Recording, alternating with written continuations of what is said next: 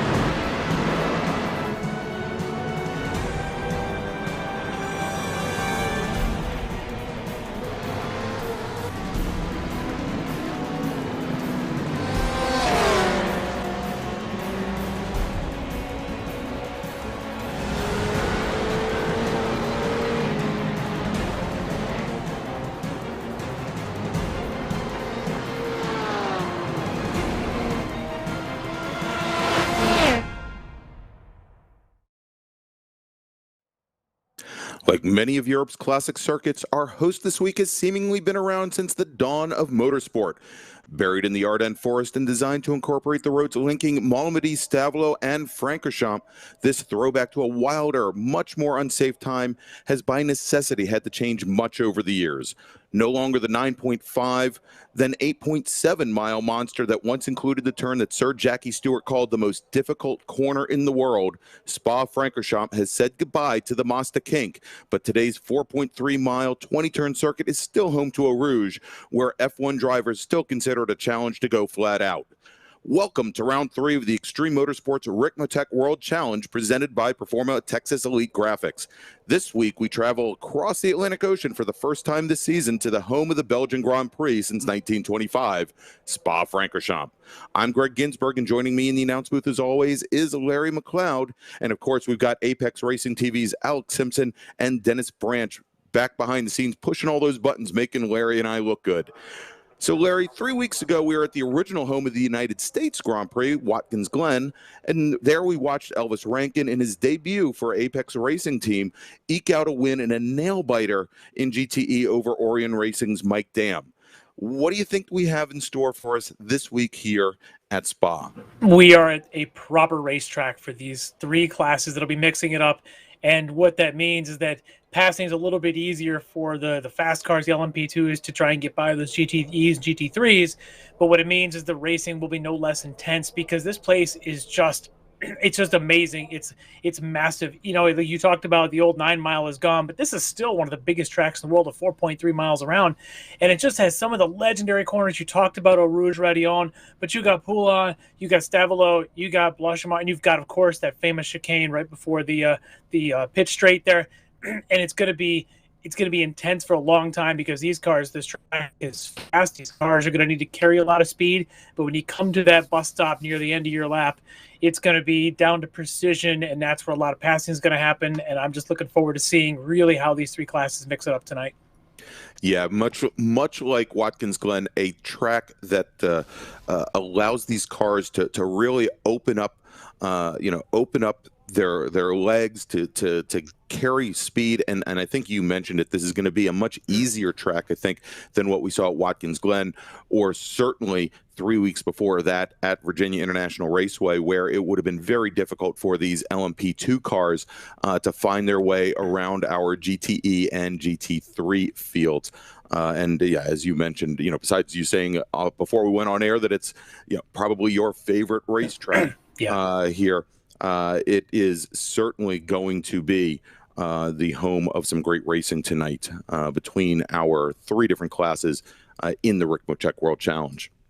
Yeah, this place just brings out the best in all of racing. Now, one thing we can't do yet in the sim, maybe in the future, is weather. And this place is famous for its varying weather conditions. You could be standing at La Source at one end of this track, and you could have clear, sunny skies. And just the other side of the hill over there near Lacombe, it could be pouring rain.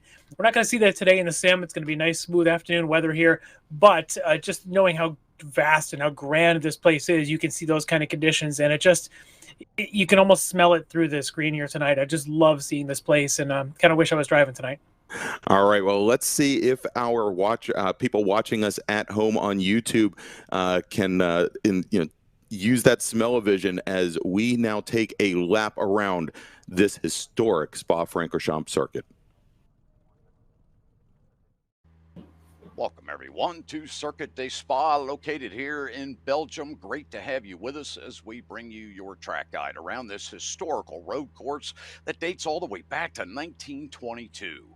Back in the day, this course was over 9.5 miles in length, but today it stretches just 4.3 miles, but is quite a journey around this beautiful landscape of rolling hills here at Spa. Well, let's go ahead and head up that front straightaway as we see our pit area to the right, our main grandstand stands to the left. Come underneath that famous Circuit Spa sign and head down to turn 1 here. Good old La Source, very difficult right-hander, and man, is it an elbow to the right. Get a nice launch up out of there because we are going to keep that pedal all the way to the floor as we head down the hill and up into the world-famous Eau Rouge. Flat out through here. Very difficult corner to nail just right. Catch just a little bit of curb. We'll head up out of turn 6 here and then up onto Kemmel Straight. Quite an elevation here. This track actually has over 300 feet of elevation changes as we approach the top of the hill here into a very difficult right-hander, right back to the left and up into third gear for this very fast right-hander that'll bring us down into the tight Bruxelles. Love this corner here. Really wraps right down to the apex. We'll come out wide and then get a nice track out entry into the left-hander here. Down the hill to Puhan. Very fast double left-hand sweeping set of corners here. Watch your throttle, track out. Set up that apex here, get right back to the bottom. Pick up a lot of speed as we carry this down into campus. Turns 13, 14, and 15. Taking just a little bit of curb there, not too much, not to upset the balance of the cars. We come out wide, back down into third to get a good sweeping launch off of this turn here. This will take us into 16 and then out ultimately on a very fast section of the course. This will bring us down to the famous Blanchiment. 2 left-hand corners. Coming at it very quick here. Again, pedal to the floor, wide open through this section. And into this slight right, down into the final 2 corners, turns 19 and 20 here, hard on the brakes. Get down into the first right, back to the left. Launch it up out of that final corner and across the start-finish line. What a beautiful journey it is around this course. We do appreciate you being with us here for the track guide around Circuit de Spa. And there you go. There is a complete lap of historic Spa-Francorchamps. And Larry, you know, watching Kevin Ford make that trip around this 20-turn circuit, you know, I can see exactly what you were saying as far as, you know, just all of the full throttle time here at this track, and then, you know, combine that with some very traditional passing opportunities at the ends of each of those straights. It's really going to make for some exciting racing here tonight. Yeah, I think one of the F1 broadcasters a couple years ago used a term about this place that you feel like you're going somewhere. You know, it's not like these modern tracks or, you know, some of the smaller tracks even that our series has run. We've been to Barber, even to VIR, and you know that you're running enclosed, you know, hillside, built-in, you know, natural terrain type circuit. But you always know that you're still just kind of wrapping around that single place. Here at Spa, you feel like you're going somewhere. You feel like you're going all the way out to the next town and back, even though it's not the old length it used to be. But just feel that way because there aren't a lot of tight turns. There's just here at the bus stop chicanes, we're watching Arthur Chan coming through here to complete his lap. But you look at the rest of this place, and it's just a lot of just grand corners that just continue to sweep and continue to carry and move. And, you know, there's not just like these tight 180s everywhere that brings the track to kind of loop it around. And I think that's what's special about this place. It really does feel like you're moving around somewhere. All right, so with that, let's take a quick look back to 3 weeks ago here on the World Challenge. We'll do a quick little rundown, let you know where we stand as our drivers are starting their 15-minute qualifying session, where they each will get up to 4 laps. all out on track by themselves. As Larry and I were discussing, might be a little difficult because of the length of Spa-Francorchamps in order to be able to get in all those 4 laps. But let's go while they're starting things up here in qualifying to give you a little bit of a look back and let you know where we stand in the standings. All right, so 3 weeks ago at Watkins Glen, for the very first time in LMP2, we had a new winner. Arthur Chan had taken the first 2 rounds both at Daytona and Virginia International Raceway, but 3 weeks ago it was Dean Cox's night, driving the number 9 Whipperman racing machine to take the win. Unfortunately, that only is going to put him as high as 3rd in the standings after 3 race weeks. Arthur Chan still your leader with a total of 110 points. In his Axon Driving Solutions number 50 car. Andrew List in the D2D e-racing machine, 8 points back with 102, and then Dean Cox 1 point back from there with 101.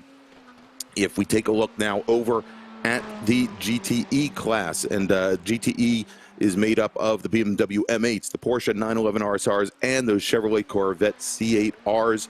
As we mentioned in the Open, Elvis Rankin, his very first week racing for the Apex Racing team, he was nose to tail, side by side, not beating and banging. They weren't doing that. They were very, very gentlemanly, conscientious racers there. It was a very clean race, but Rankin takes the win over Mike Dam in his Orion racing machine. And then we had Robert Hartley, Mike Dam's teammate, finish in 3rd. Travis Schwenke, another Orion racing driver, finished 1 step off the podium in 4th. And if we take a look at the points here after 3 weeks, Apex Racing Team's Elvis Rankin, he is your leader with 117 points, far and away running away from Mike Dam at this point in the Orion Racing number 93 machine. Tony Kernan in the number 7 Kernan Motorsports Porsche 911, currently sitting 3rd in the standings, and not all that far off Jennifer McDonald in her BMW M8. And if we go and take a look now at GT3, which is made up of the Mercedes-AMG GT3s, the Ferrari 488s, and the Lamborghini Huracans, last week taking the win in GT3, and we've had 3 winners in all 3 weeks here. It was Kevin Carlisle in the Nerdworks number 727. Caleb Lavender finished 2nd. John Allen in the number 101 car finished 3rd. And so let's take a look at the standings here after 3 weeks, where John Allen in the number 101 49 Motorsports Lamborghini is currently sitting atop the points with 106 points. Kyle Burney with his Mercedes-AMG, that's the number 33 DNA Motorsports machine, 103 points. And in the Nerdworks entry, Kevin Carlisle and his Huracan currently sitting 3rd with 96. Yeah, it's been tight racing, especially you mentioned there the GT3s, 3 rounds, 3 different winners. Allen right now has just the slightest bit advantage there on points, but a night like this, this is kind of that meat of the season. This is where you really want to try and just collect good points at every race and not coming down with a bad race. And in a fight like that, it's going to come down to who's got the most 2nds and 3rds, I think, in GT3 at the end of the season. All right, and as we have our cars out on course for qualifying, as you can see, we're already more than halfway through. Just to give you all a little bit of a hint as you're watching from home, and we'll remind you of this as the racing starts up tonight. You can pretty much tell the LMP2 cars apart from from all of our GT cars, but they will have the blue mirrors and also the blue windshield banners in our, if we then look at the different GT cars, the GTE class, and again, those are the BMWs, the Porsches, and also the Chevy Corvettes. They are going to have the red mirrors with the red windshield banners, while our GT3 cars, the Mercedes, the Ferraris, the Lamborghinis, they're going to have the green mirrors and banners. And you can see as you look at the timing pylon on the left-hand side of your screen, they are separated out that way as well. Yeah, I'd say one of the challenges here in qualifying, and qualifying at this track qualifying is always somewhat important at this track, probably not as critical as it would have been even at Watkins Glen, but still relatively important. But watching these cars go around here, one of the couple of challenges you have is getting your laps in, because it's such a long out lap. You know, if you it takes you 2 minutes or so just to get around for the out lap, and then you've got to go run through your laps. If you decide after one lap you want to change your setup, you have to do a whole other out lap. So it really starts to run down on time, even though we're given 15 minutes for the 4. The other thing about this place is iRacing's incident count and its off tracks. There's a lot of spots where you could just hang a tire, cut a corner where it doesn't affect the handling, and you come out of a corner a little hot, you run the car wide. Like here's a shot of one of these Lamborghinis coming out onto the pit straight here. You run just a hair wide there, you pick up a 1X, and your qualifying time is disqualified. So you've really got to make sure that you're clean on these qualifying laps, especially when you get the car really into your groove on that lap number 3 and 4. It is a challenge to some of these drivers to keep that thing straight and keep it with the 0Xs. All right, and we're on board right now with the number 62 machine. And we can see there as he rolls over. Now, Larry, that would not give you a 1X there where he's got half the car over in the dirt as he makes it over the crest of the hill, huh? There's a couple of spots there where you can cut pretty hard coming up Red On at the top of the Eau Rouge complex there. Right. But looks like he is going to bail on that lap. Yeah, now, again, that was a 62 of Greg Brockway, and it looked like he decided to bail out as he went down into Lake Home. Yep. So a good shot of it should be Elvis Rankin here, and you can see you can cut that pretty hard there. It's probably not an off track, but that is one of the spots where you're trying to keep the car straight as you can at the top of that chicane. And especially in these cars, the car kind of floats as you get to the top of it, so you want to get turned in just correctly. And if you just cover the car a little bit too far, you'll get a 1X. You go just a further net, you'll actually get a slowdown penalty, which in the racing can certainly be a killer to your track position.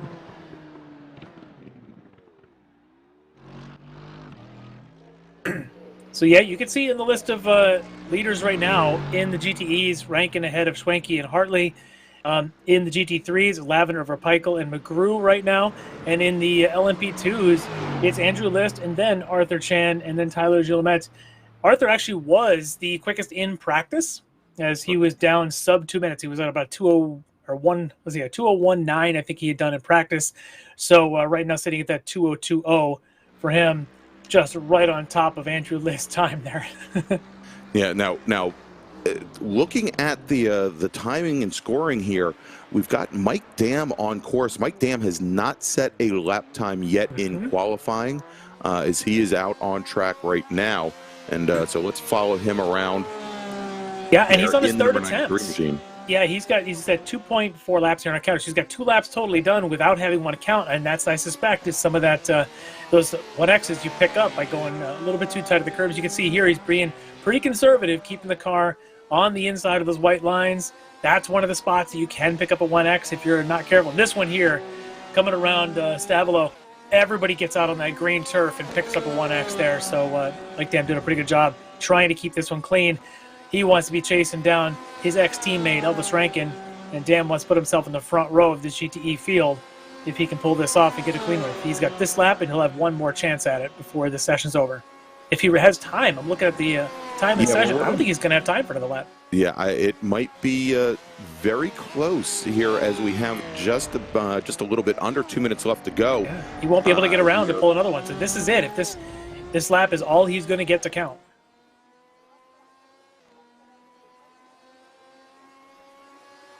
We are using the start finish, which is just on the other side of La Source here tonight, as they come downhill toward the Eau Rouge complex. Whereas there are configurations even within iRacing where you can use the classic Grand Prix start, which is putting you before the before La turn one, Source. before the hairpin there at La Source, yeah. So he does put in a time. He's right now in the front row, tentatively, just a couple of tenths there behind Elvis Rankin. So Mike Dam, pressure was on. He does come through. All right, we're now on with Tony Kernan in the number. Well, we were with Tony Kernan in the number 7 car. Jumped John back Allen with John Allen with his new paint scheme. A little more colorful than the stealth look that he'd been running for a couple of weeks. Yeah, then the flat black. I mean, that's if you asked me to design a car, that is pretty much how you would do it. Just because I'm too lazy to put any kind of graphics on the side of the car. But there you go, and you can see now as he came out of La Source and he heads straight down into the pit. So it looks like his qualifying session is now complete. That's the other thing about using this pits. Rather than using the pit entrance that's right in the middle or the exit of the bus stop chicane, they're using the pit entrance, which is just around La Source hairpin, which means when you're coming out of the pits, you come out at the top of the hill past Radion, as opposed to dumping out right at La Source, which the other pit option puts you. So I think this is a much safer pit entrance, yes, and rejoin specifically at the top of the hill. All right, so the time has expired, and I believe we have all of our drivers having completed their qualifying session. So, Larry, why don't we'll go run down things here for the start of this 75-minute endurance race at Spa-Francorchamps for the Ricmotech World Challenge. All right, well, let's look at LMP2 first. They'll be the first ones to take the green flag. You get Andrew List on pole there. He'll be starting on the right side of the course there. Arthur Chan will be on his outside. Virtually identical lap times for those two. They're like 1 and 1A. On the second row, Tyler Gillamette of the Whipperman Racing, and he'll have his teammate on the outside, Dean Cox. So Whipperman Racing owning the second row. Third row is going to be Brandon Whitworth. He'll be alongside Derek Holland in the Indy Autosports entry. So that's your LMP2 field. We go on to our GTE field, and no surprises here. It's Elvis Rankin on pole position. Mike Dam will be on his left. Second row is going to be Travis Schwenke out of Orion Racing with Robert Hartley. So a lot of Orion drivers there trying to chase down the ex-Orion Apex Racing, Elvis Rankin. So in the next row, we'll have the Cameron Martineau on the inside with Jennifer McDonald on the outside. On row 4, Tony Kernan, he'll be alongside Jordy Fike. On row 5, it's going to be Andre Saunders alongside Russ Ruddick. And row 6, we're going to have Kevin Ford and Mac Miller winding out the GTE field. All right, so let's go and then take a look at our GT3 drivers, or Caleb Lavender will take the pole here in the number 202 Mercedes. Then starting right next to him will be Evan Peichel in the number 263 Mercedes. Peichel with Aquila Racing. Then we've got Randall McGrew in the number 67 Mercedes.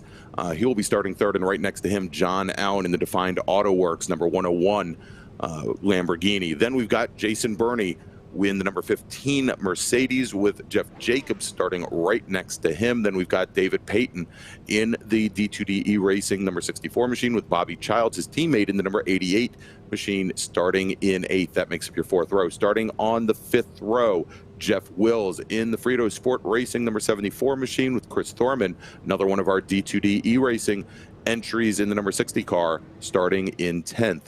Then starting 11th, we've got Edgar Sentinelli in the Frito Sport Racing number 57 with Mike Taylor in his teammate Mike Taylor in the Frito Sport Racing number 66, starting 12th.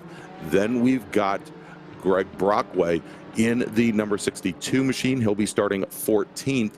And then we've got Scott Brooks starting in 14th in the Brooks Racing machine number 94. And I believe that Michael Key and Steve Daniel did not set times today, so we won't have them out on track. All right, so we'll take the green just after La Source, so while they all get queued up, this does give them a little bit less of a run through the Eau Rouge Radion complex, but do expect to see some drafting going into La Combe at the end of this. Also, we'll see who gets single file before they get to the Eau Rouge complex. It's going to be a very interesting start here in the LMP2s. These guys will be fast. These tires need a little bit of a lap or so to get it up to full temp, but they are going to be racing hard by the time they get to the end of the first Kemmel straightaway. And we are green. Yeah, and there you go, green flag as our drivers take the point and start to make their way down towards Eau Rouge for the very first time. Jumping to an early lead is Andrew List in the number 61 machine with Arthur Chan, about 3 car lengths back from there. Then we've got Tyler Gilmette and Dean Cox with Brandon Whitworth and Derek Holland taking up the rear as our second field now. Our GTE drivers come around La Source, get ready for their start, and there you go as Elvis Rankin in the number 1 machine, the number 1 Porsche. He takes the point with Mike Dam, Travis Schwenke back behind. Then we've got Robert Hartley in his Corvette just back from there. Things are starting to straighten out as our GT3 field now is starting to make their way around La Source and coming on to the front straight here to ready to take the green flag. And there we go. And jumping off to an early lead now is Caleb Lavender in the number 202 Mercedes, with Randall McGrew just a couple feet back from there in the number 67 car. And we've got contact with the GTEs. Yeah, we've got the number 99 and the number 3 car going off. That's Hartley in the number 3.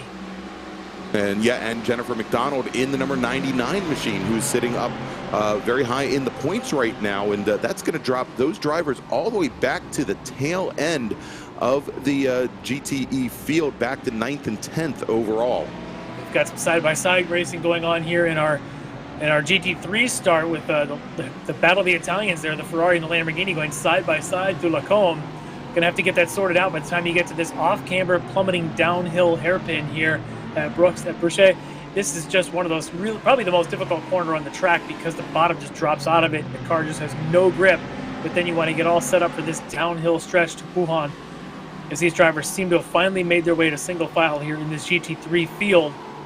And leading that way right now, I think, have I got this right? Okay, it's Caleb Lavender, I think, is still in the lead there in the GT3s. It's Caleb Lavender with Randall McGrew sitting right behind, and then Evan Peichel sitting in 3rd. So Mercedes 1, 2, 3 currently in GT3. First non-Mercedes driver in the field is John Allen, and he's got a couple Mercedes back behind him as we jump back over to our LMP2 battle. Yep, so watching this battle here, if you remember, Arthur Chan started on the outside of front row, and Arthur had gotten bumped a little bit as they came to Lacombe. The first, we got a replay here of our GTEs. This should be the contact between Hartley and McDonald as they're going into Lacombe in the first lap. Yeah, let's see. You can see there as the number 3 gets a little bit loose, comes across, and she just loses it just a little bit, sliding the car as you're coming off that exit on the last turn 9, I guess it is, but on the last part of Lacombe there, on cold tires, and unfortunately gets in front of Hartley there, takes them both out, but they are back underway. But yeah, another replay of it as they continue on. All right, let's jump back over to the LMP2 battle here, as we have sitting at the front of the field right now. The 61 of List has opened up now about a 3-car length lead over Tyler Gomet. And here's the big surprise, Larry.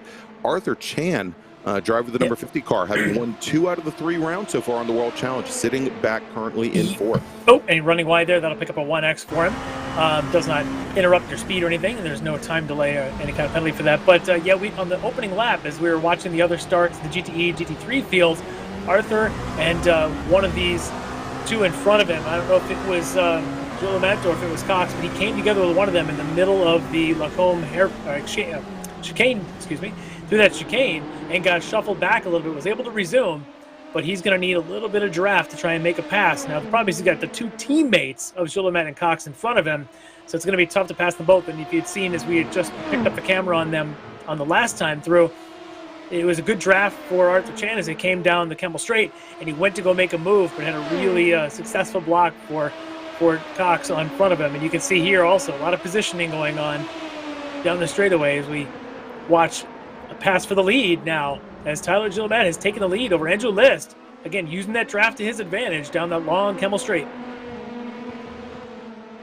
All right, as they start to make their way down the hill towards Lacombe, and as you mentioned now, Tyler Gillimet, our new overall leader here in LMP2, getting around Andrew List, running a little bit wide on exit though, as he tries to get back onto the surface here as they make the run down to turn 10 down to Bruxelles.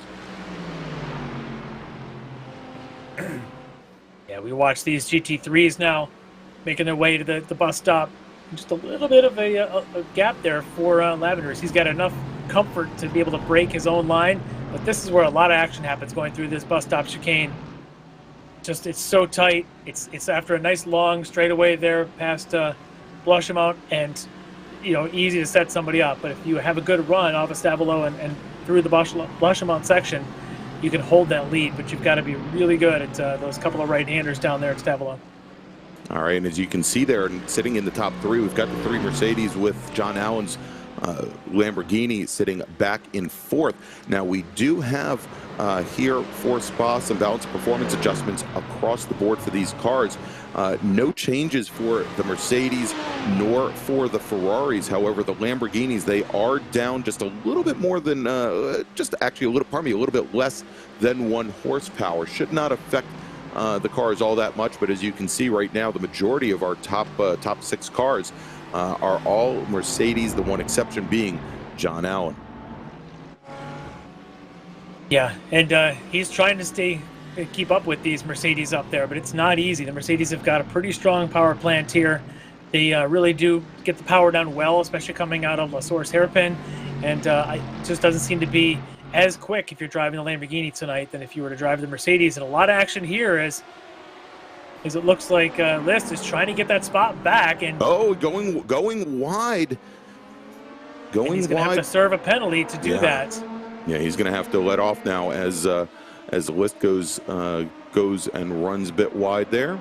He's got some time to do it. I think he's trying to just slow down Andrew List a little bit, and just trying to slow him down a little bit to help his teammate make sure he stays in there. But there he is, serving his couple of seconds slowdown. Yeah, and this really should help Arthur Chan, who continues to get shuffled back a little bit.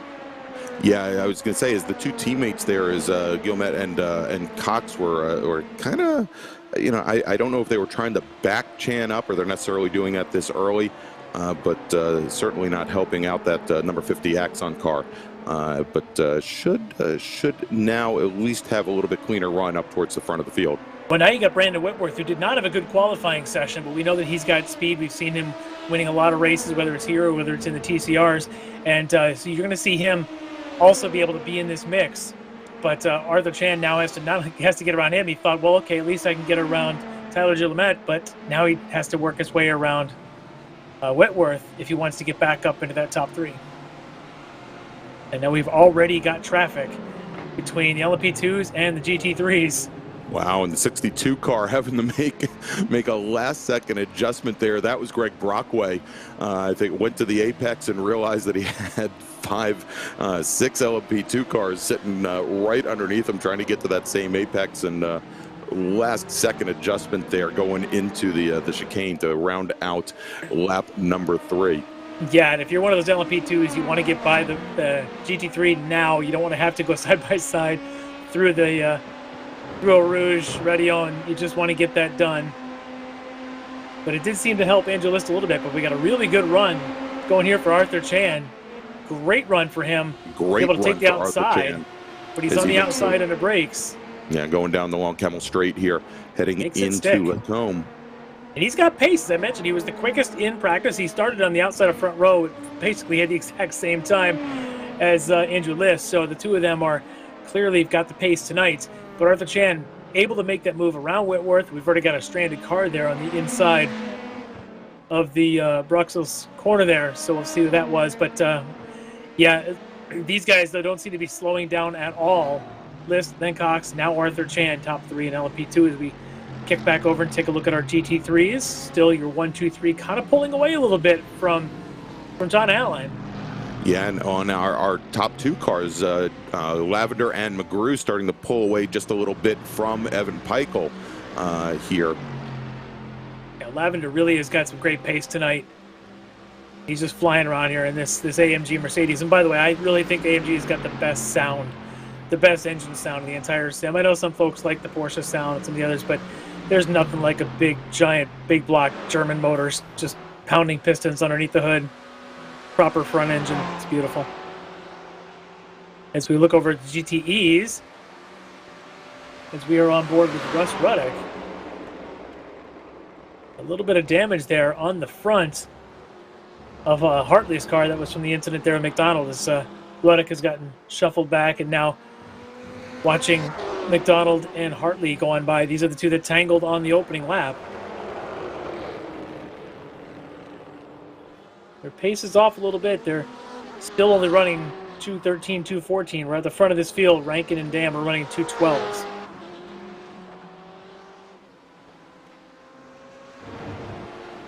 All right, let's jump back up over to our LMP2s and look at the speed that they carry through, that was just absolutely amazing, the speed that they carry down through Eau Rouge, and having to take evasive. And we're going to go 3 wide into the cone with the LMP2s. And on the inside, it's going to be Chan. Can he hold the line? He turns to the outside now in the second part of it. As now it goes to List. Chan's still trying to give up the position to List. It's going to push the number 9 car of Dean Cox just a little bit wide. So it's all about positioning there. You can be on the inside at the start of it, put you on the inside at the end of it, but you don't carry any speed, and Cox able to carry a little bit more speed. But he's got to be fighting traffic for a while. You can see how crazy this is getting. It's a nice wide track. You can do these things, but it does not give you good corner exit when you're trying to get by somebody in the middle of the corner. All right, as our drivers start to make that long run down the hill here at Spa, besides the wide open racing, as you mentioned, such great elevation changes here, about 300 feet from the highest part to the lowest. And they've already caught the leaders in GT3. Yeah.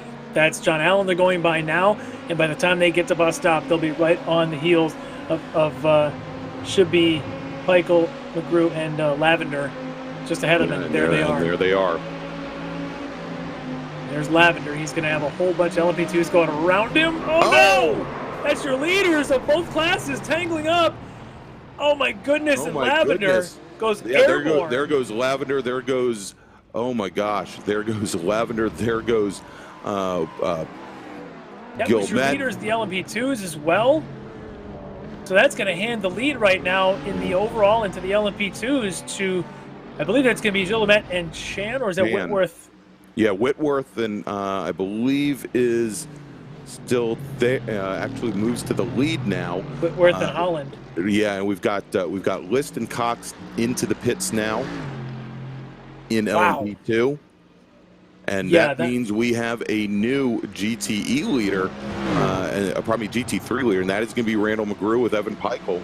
All right, let's go take a look at a replay here. So, yeah, it looks like one on the left, and I think Lavender was trying to make sure he left room on the left, did not anticipate the driver going right of him at all, did not anticipate that, and unfortunately, that's where the tangling all happened, was on that outside move by, I think that was List, I think on the left. I'm trying to figure which those drivers were, but yeah, that was just intense sort of both side passing that I don't think Lavender expected. All right, so and we're going to a full course caution here. I'm going to reset the field. Wow. Yeah, you don't often see that at the leaders of the two classes coming in together like that. That's unfortunate for both because they both clearly had the speed in their classes. So that's we kind of straighten things up a little bit, and it does look like Brandon Whitworth over Derek Holland. You're 1-2 right now in your LMP2s. And that's also going to throw Gilmet quite a bit further back behind some slower traffic as we go. And let's watch that replay one more time and see as they make their way down back behind our former leader. Yeah, and a little bit of a tap to the right, comes back across to the left, and now 3 leaders out of this race. Wow. Yeah, it looked like from that vantage point, I think it was List went left and Cox went right, and there just wasn't enough room on that right side for Lavender, and it's just all 3 of them then get taken out. That's just unfortunate. Although they're still rolling.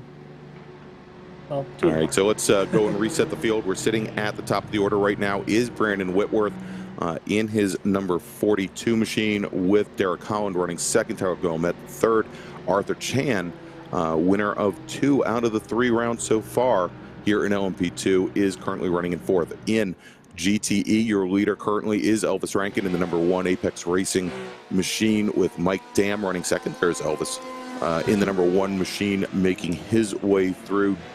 Mike Dam now about a second and a half back from there. You can see him in line, back from our leader. Then we've got Travis Schwenke and Cameron Martineau rounding out the top 4 in GTE. And then if we go and take a look at GT3, Randall McGrew currently in his Mercedes, your new leader after that incident with Evan Peichel running second. John Allen now has been moved up to 3rd, with Jason Burney running in 4th. All right, so we get the field under control. It's a big lap, 4.3 miles around, so a lot of A lot of time, a lot of cars gotten spread out as we had seen a lot of passing already, so the field was pretty much filling the place up. Got to bring them all together behind the new leader, Brandon Whitworth, before we are able to go green. Probably one more lap at least, as they're trying to have a guidance of about 75-mile-an-hour pace speed, as they don't actually bring a... There is a way within iRacing to do an actual yellow with an actual pace car, but a lot of leagues, this one of them too, is to do more of the virtual style. Not the F1 virtual, of course, where everyone just slows down, but here it's the stack up behind the leader and then pretend there's a safety car in front of you sort of deal. Yeah, exactly. I guess the one issue in iRacing when they bring out the real safety car is it usually ends up before iRacing releases the field again, taking far more laps than you would think would be necessary here. But you can see here now as the field is starting to compress down. Yeah. Also curious if they're going to. It looks like they are pulling the LMP2s to the front, as there's now 4 of them lined up. Well, and now taking down to the pit lane is Tyler Gilmet in the number 5 machine. So we'll see. He now is taking an early pit stop. So we are 20 minutes into this hour and 15-minute race, and I do suspect that these LMP2s are going to need 2 stops anyway. Yeah. So this is not a bad time to stop. You can do it with the least amount of penalty. It's a good chance to come in, take that initial splash. It's not a full load that you can take in because you haven't burned that much, but it's an opportunity to use your short stop and then later on in the race time your single stop, perhaps under full green conditions. So not a bad choice here, I would say. No, not at all. So essentially these cars are limited, the LMP2 cars are limited to about 90% of their full fuel capacity, and we would suspect that under that total amount, that 90%, they could probably turn about 14 laps total, go for about 30 minutes. But again, with 2 stops over the course of the 75-minute race, one of those stints was going to necessarily be a little bit shorter. So you'll maybe taking that shorter stint now and then make the long run towards the end of the race. Yeah, good move for him if he's doing his own crew chiefing tonight, or if he's got someone spotting for him. I think it's a pretty good call for him, because now it means he can do the rest of the race on just a single stop, where everyone else in the green flag conditions is going to have to be coming in for their 2 stops. So I think it's a good move there for him at this early stage. All right. So things get settled back down and we get ready to go green again. At all the other classes, though, speaking of pit stops, GTEs, GT3s, we expect to be single stoppers. Correct. Because they can carry enough fuel. So for them, too early to come in for their stop. But if you're in these LMP2s, you can make that work for you. Yeah, we think that the GTE cars can probably make it about 45 minutes or around 20 laps on a tank of fuel, whereas the GT3 cars somewhere along the lines of 21 or 22 laps, and that comes out to about almost 50 minutes, actually about 47 minutes here. So very evenly matched stints here if they choose to take them that way. Kind of keeping an eye on that time for Tyler's pit time, a little less than 20 seconds. So he should be able to kind of gather back up to the field. Yeah, and pretty clear, obviously, that he did not take any tires on that pit stop. I wouldn't expect, Larry, that that any of the LMP2 drivers would be taking any tires. Now, we know that, I guess, with some of the recent updates to iRacing and changes in tire models, that there's some question about tire wear for the GT3 drivers. So, I mean, there's a possibility we may see the drivers, either A, take some tires, or B, start really struggling towards the end of the race, depending on the wear that they think that these tires may wear a little bit more than they did, say, about 2 weeks ago or 3 weeks ago. Yeah, as you can see, our GTE pits are now open as well, so a couple of cars are, in fact, coming in. But I can also say about that tire wear, I've done a lot of laps in the LMP2s lately in preparation for a certain 12-hour race coming up next weekend. And I can tell you, after about 2 full tanks of fuel in that car, it gets pretty squirrely those last couple laps. So these guys, toward the end of a 75-minute race, are going to be dealing, if they don't take tires, they're going to be dealing with a pretty squirrely car here at Spa. But maybe on their longer pit stop, they might also be taking some tires. So we'll have to see what the LMP2 drivers do.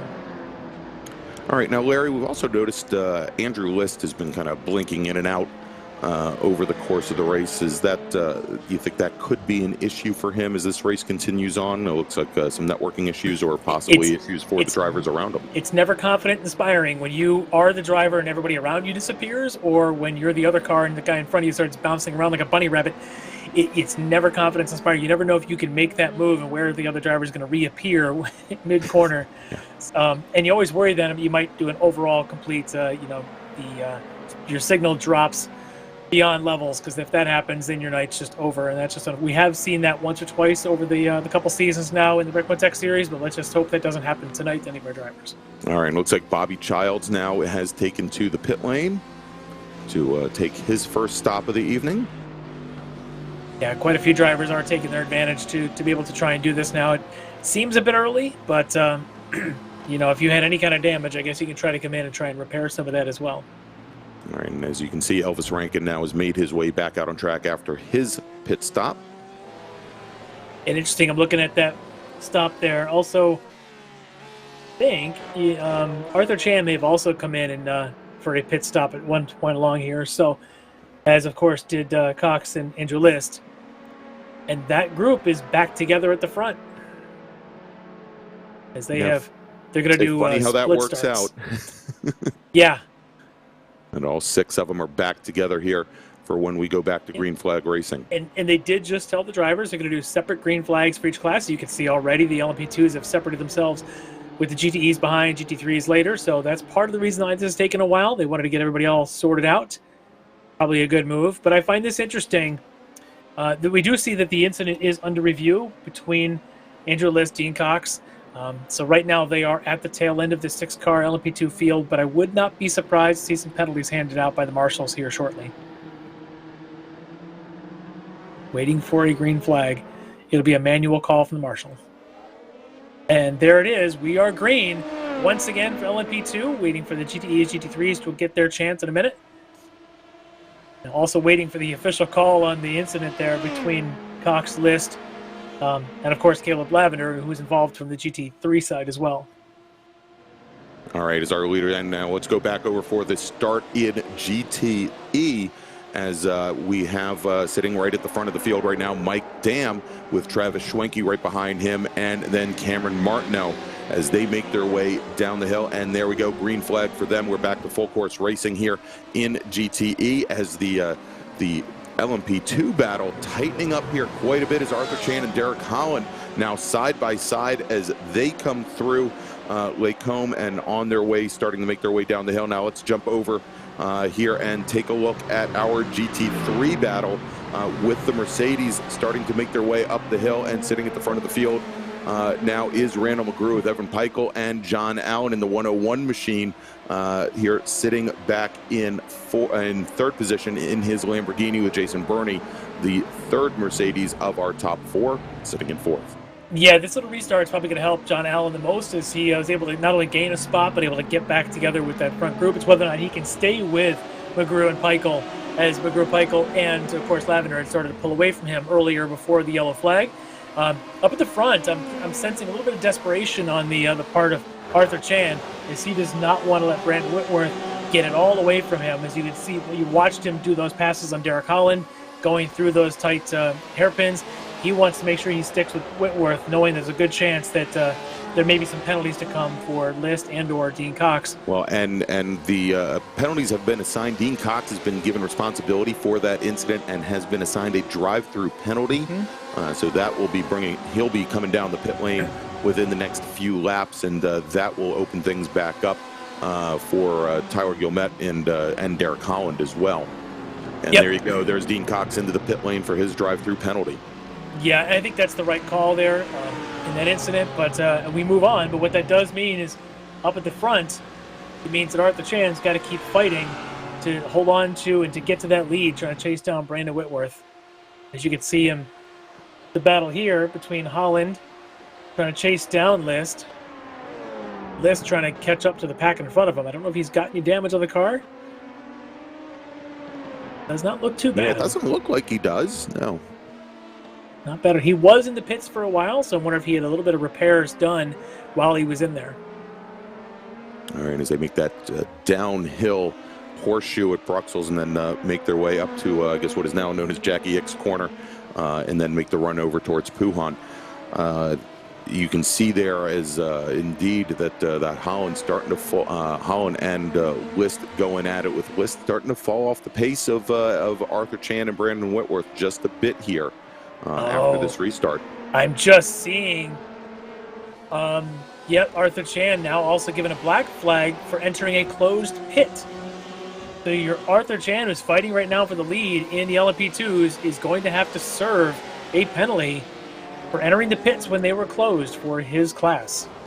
Yeah, that is gonna mix things up quite a bit here as we go back to racing. And now look at this. We've got a pass for, believe that was the pass for fourth position. Is John Allen now, the 101 car, starting to drop back a little bit into the field here.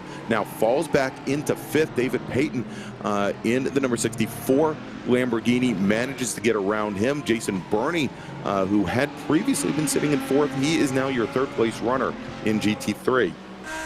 Yeah, Allen seemed to be struggling a little bit tonight. He comes in with the, I believe, the points lead there in GT3, and right now struggling as the field seems to have more pace than him. First it was, of course, Lavender with McGrew and Peichel. Now it's McGrew, Peichel, and now even David Payton has been able to get by John Allen. So Allen just dropping back quickly here. And Jason Burney as well up there in the other Mercedes, now running in third. We flash over to GTEs, and other classes, things change. In GTE, it really doesn't change much, as you've got Mike Dam in the lead, Elvis Rankin now back in fifth, but Elvis did take a pit stop. Yeah, he was one of our first cars in GTE to take a pit stop there, and there you can see the number 61 car getting hit with a drive-through penalty for coming into the Andrew closed pit. Well, that's Andrew List. Which I find interesting, because he was the other car that was involved in the accident that brought this out. So they're going to issue a penalty for him. He must have gone straight to the pits. And I see him in the chats. We'll see if that stands, but right now they are issuing a penalty for him. It would stink to get damage in your car and not be able to go to the pits right away and have to drive around once or serve a penalty for it. But as it stands right now, it's going to be a penalty for Andrew List, who right now is running third. Arthur Chan running in second, also has a penalty coming to him. Brandon Whitworth is going to have quite a bit of a margin here when these penalties end up being served. Yeah, he is. And Derek Holland, who is currently sitting fourth, you would suspect that he would now move up into second. He is also, much like Brandon Whitworth, a driver who has not taken one of his first pit stop as of yet, as we're on lap 12, and certainly well within that that pit stop window here, as now being run just a little bit wide there. Is the number 80 car of Derek Holland. He's going to fall back behind Tyler Gilmet in the battle for fourth. What is currently the battle for fourth. Again, those cars will likely be moving up in the order here in just a few moments as we have some of those penalties get served. Yeah, things are going to change up pretty quick. We'll see if some of these cars start to dive in now as they come around. And there goes at least one of those. I think that was List or Chan. Looks like Chan heading in to serve his penalty. Yes. All right, let's jump back a little bit here, and here you can see here as John Allen starting to. Well, actually, that is David Payton. Pardon me, in the number 64 car, starting to start a little conga line back behind him there with. Well, for a minute there, Payton was ahead of Allen, so there has been a swap of position here, and now just as they are. They've, of course, then got behind them Jeff Jacobs, who's brought his Mercedes part of this mix. And I do suspect the Mercedes have a pretty good pace here tonight. So these two in the Lamborghinis are having their own little battle. But Jeff Jacobs is thinking, you know, this Mercedes might be a little better, perhaps able to make a move on them. Yeah, and you can see a little bit further back is another one of our Lamborghinis. That's Chris Thorman, not all that far off the back of Jeff Jacobs here. But, yes, certainly at this point and rather early in the race, it looks like the Lamborghinis are struggling on the long runs. More penalties being issued. Dean Cox, another penalty. This one for entering the closed pits. Probably the same thing that Andrew List had done. Yeah, I was going to say probably is part of the same incident there. Wow. Yeah, that's almost like a double whammy here, as they had to enter the pits after having those first wrecks, and then to get penalized for it as well. As we're on board right now with the Chevy Corvette of Travis Schwenke sitting right behind our leader in GTE, Mike Dam. Again, Dam with that great battle last week with Elvis Rankin, or not last week, but 3 weeks ago at Watkins Glen. Dam finishing in second in GTE, but there we go, as the Corvette starting to put the pressure to our leader, but look out right behind him there is Cameron Martineau, and his Porsche 911 is starting to close things down as well. Yeah, and these guys, you know, Mike Dam has had a lot of really good pace this season, whether it's in this or whether it's in the GT4s or even in the Miatas. Mike Dam has been a leader in every one of those races at some point. Lots of battles between he and former teammate Elvis Rankin. Right now with a bit of an advantage with Rankin taking that pit stop, but Rankin is on his way. He's back there. He's definitely moving quickly to try and keep up with this field. Yeah, he's currently sitting in fourth, and I believe only about 2.5 seconds off that battle for the lead, the top three cars. Mike Dam doing everything he can while he doesn't have a Elvis Rankin in his mirrors. He's just trying to put in some fast laps and get to the next pit stop. We look back at our GT3s and flipping here between GT3s and GTEs, and there again is Elvis coming around up towards the bus stop. Yeah, and he's got Tony Kernan in tow right there as well. Kernan sitting right underneath the rear wing of Elvis Rankin. So that pair certainly on their way back up to our three-car battle for the lead currently. There we go, and look at this here as Cameron Martineau, Travis Schwenke, and Mike Dam again all in line as they come out of La Source, start to make their way down the hill, and then quickly you get that compression at the bottom and back on up to Eau Rouge and Radion. And they are moving quick. The three of them are all running in the mid to high 212s. Mike Dam actually did a 212.3 on that lap. Rankin a 212.9. So actually he's able to put a little bit more daylight between he and his nearest rival. So Mike Dam doing everything he can. And look at this, is Tony Kernan showing the nose right now to Elvis Rankin. Not quite close enough there as they came down into Lacombe and start to make their run down the hill. But looked as though, at least under the draft, with that long run down the Kemmel Straight, that at least for the moment, Tony Kernan had eyes on fourth place. He's racing. We had seen him in the GT4 race at Belle Isle last week, how he really came on late in that race, doesn't always qualify that well. He might be doing that again tonight, and he might actually have some pretty good pace to try and pressure Elvis Rankin. If nothing else, if Elvis has the pace, the two of these together might be able to be fast enough to catch up to that lead pack, but they're going to have to work hard, because right now the lead pack is playing really nice with Dam, Schwenke, and Martineau. Those three are doing a very good job of just putting down fast laps. As we are just going to make an update to the penalty that had been assigned to the number 9 car of Dean Cox. That has been rescinded. He is not going to have a penalty. They're going to call that an iRacing error. I suspect he may have either called a tow or come in at some point, and after further review, they said it's okay. Not illegal. At least that was for his second penalty. yeah, for the penalty for the initial penalty. Yeah, he still has the contact penalty, but the illegal pits is not an illegal pit. So only one penalty to serve, which he has done. Yeah, let's take a look here as we're following our leaders in GT3. We've got Randall McGrew in the number 67 Mercedes with Evan Peichel in the 263 right behind. They have now opened up about a 4-second lead on Jason Burney's Mercedes, the number 15 car, and have really separated themselves out from the rest of the GT3 field. Yeah, these guys are just flying right now. And if they play nice together, they can pull away a pretty good lead. If they start fighting, you just slow down so much, because those fights always happen at the end of the straightaways going into Lacombe. You go through that Lacombe section side by side, you're going to lose a whole second to the guys behind you. So it really does pay off to play nice. Either you could leapfrog and play nice, or you could try bump drafting, or you could just stay behind if you're the trailing car, use that draft, maybe save some fuel, and while you can just pull away from the rest of the GT3 field. And you saw there just a moment ago as Mike Dam runs a little wide coming out of Lacombe. Doesn't lose that much pace, however, and of course, not a lot of room for our second and third place drivers in GTE to go for Schwenke and Martineau. They pretty much had to fall back in line. I tell you what, they are still another 10th or so picked up ahead of Rankin and Kernan. So right now the top three are running faster than the 4th and 5th place drivers.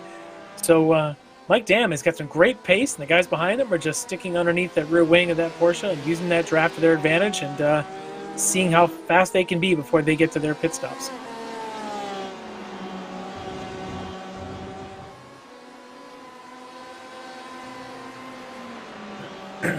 Such a great track, though.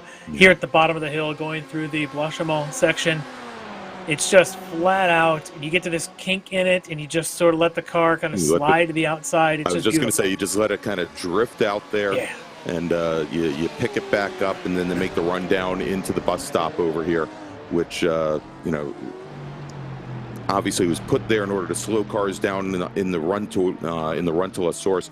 But you know, is a challenge all in its own right there, and certainly a you know, not necessarily a place that you want to affect the pass because it's going to ruin your run down to La Source, but you know, certainly gives the track a lot of character.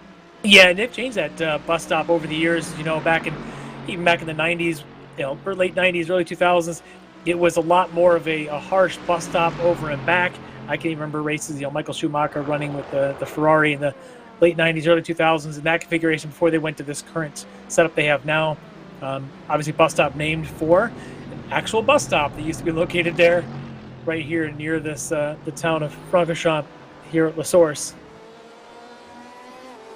All right, here we go. Take a look here at in the battle for the lead in GTE with Mike Dam and Travis Schwenke, and you can see, I think, perhaps the biggest challenge that Dam has had, at least in the last 3 to 4 laps here, and he doesn't seem to exhibit the smoothness that we normally see behind the wheel there here once he gets under pressure from that Corvette. Yeah, but he was still sub 2 minutes 13 seconds, and Rankin was about the exact same time. Kernan right behind him. So still, even with a little bit of an error here and there, pace is great tonight, and he's really putting the stamp on this, and it's smart for Schwenke and Martineau to just sort of sit behind him and let things come to them, to not disrupt Mike Dam out in front. Yeah. A little bit of team orders happening here with the Orion race team. Let the fast man do his job. All right, let's jump back to to our leaders in GT3 here with Evan Peichel still challenging Randall McGrew for the lead. Those two drivers, as we've mentioned, have really separated themselves out from the rest of the field now with about a 5-second advantage over Jason Burney's Mercedes, who is currently sitting in 3rd. But these two drivers seem to be matching pace for pace, lap for lap here, as we're now just a couple ticks under 40 minutes into this 75-minute endurance race. Yeah, which means anybody that hasn't pits should definitely be thinking about it now.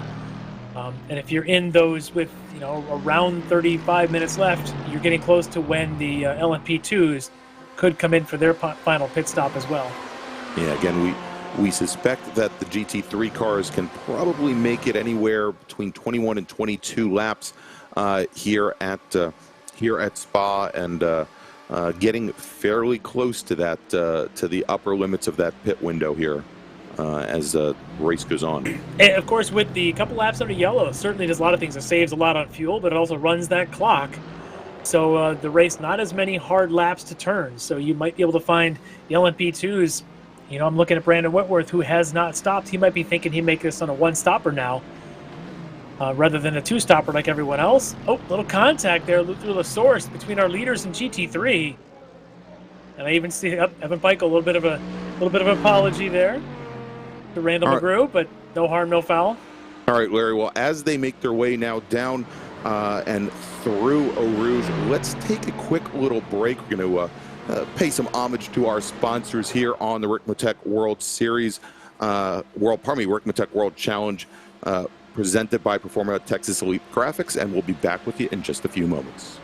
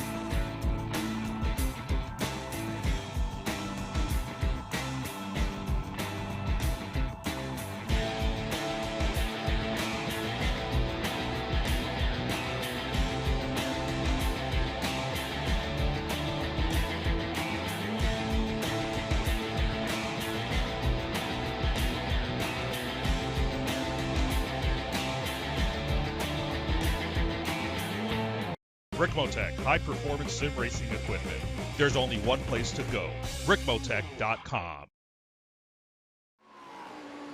And we're back with the Extreme Motorsports Ricmotech World Challenge presented by Performa Texas Elite Graphics. I'm Greg Ginsburg with Larry McLeod, and we're here at Spa-Francorchamps about a little bit over 40 minutes into our 75-minute race to the checkered flag as we rejoin with the battle in GTE with Mike Dam in his Porsche 911. Travis Schwenke, as you're watching, follow right off the rear wing of Mike Dam in his Chevrolet Corvette, the number 16 machine, and then Cameron Martineau right behind him, our top three currently in class.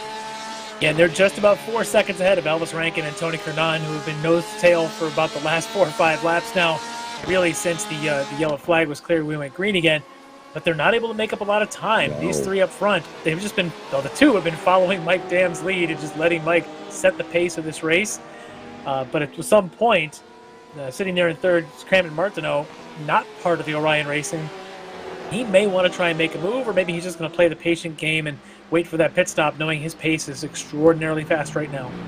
And also with an extraordinarily fast pace right now, our leaders in GT3, we've got Randall McGrew, the number 67 machine, and there you see the number 263 of Evan Peichel, as they now are getting very, very close to bringing those cars down the pit lane for their pit stops. Again, we're getting kind of close to those to the end of the pit window here that we expect to see for these cars. Again, we expect to see anywhere between 21 and 22 laps, and as you can see, we're pretty darn close to that right about now. Yep, and we did have the yellow, so it's going to maybe extend that a little bit. That's but true. I suspect now with only less than 30 minutes left in the race, this is the windows are definitely open for anybody who needs to be able to come in. A lot of drivers did come in and take a little splash of fuel during that earlier exchange, or perhaps they came in for a quick tire change under the yellow conditions. But right now, though, a lot of them are still going to have to come in for fuel, as they will not be able to make it another 30 minutes or so. And there you go, looking with the lights flashing there, our current points leader, Elvis Rankin, sitting in fourth, and he is starting now finally to close things down on our leaders, Mike Dam, Travis Schwenke, and Cameron Martineau in GTE. Here, as he has finally now separated himself out from Tony Kernan. As a matter of fact, Jennifer McDonald has just recently gotten around Kernan, and you can see Kernan trying to get that spot back, trying to move back up in the 5th position as the big BMW has dispatched Kernan's 911. Yeah, Kernan might have struggled. They were going through some traffic there. Elvis is able to get to the track very efficiently, and even able to turn one of his faster laps of the race, and in fact, even make up a little ground of those in front of him, whereas Tony struggled a little bit in that traffic and allowed Jennifer McDonald to get on by. And in that, as you mentioned, that big BMW, that thing is monstrous compared to the Porsche here. And it's just a big, big car, but she's driving very well after the early incident that she had with Hartley, and she's now finding herself in 5th here in GTE.